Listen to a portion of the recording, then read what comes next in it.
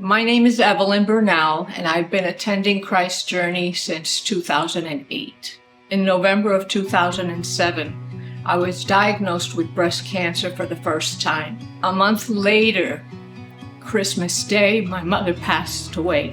It felt like the world as I knew it had collapsed around me. One moment, I'm standing on solid ground.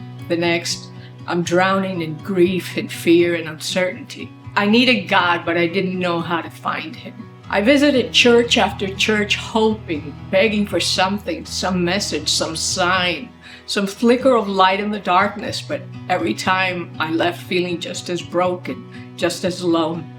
I wasn't just looking for faith, I was looking for a reason to keep going. Then one day at work, a colleague overheard me talking about my search and said, "Come to Christ's Journey." And so I did.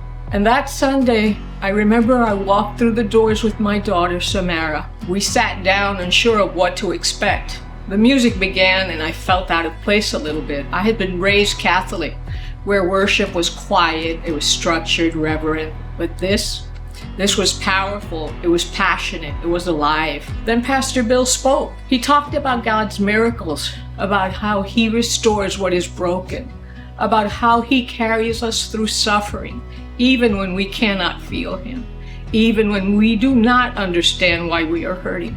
And for the first time in a long time, I felt seen. I felt like God was speaking directly to me that day, telling me, "You are not alone. I have been here with you all along." And from that day on, I kept coming back, Sunday after Sunday. I let God's words wash over me, and little by little, that unbearable weight that I had been carrying began to lift. And then suddenly in May, 12 years later, of 2019, everything changed again. I was diagnosed with breast cancer again, and by my second chemotherapy session, my hair was gone. I remember standing in front of the mirror, running my hands over my bare scalp, hardly recognizing the person staring back at me. But even then, I kept coming to church.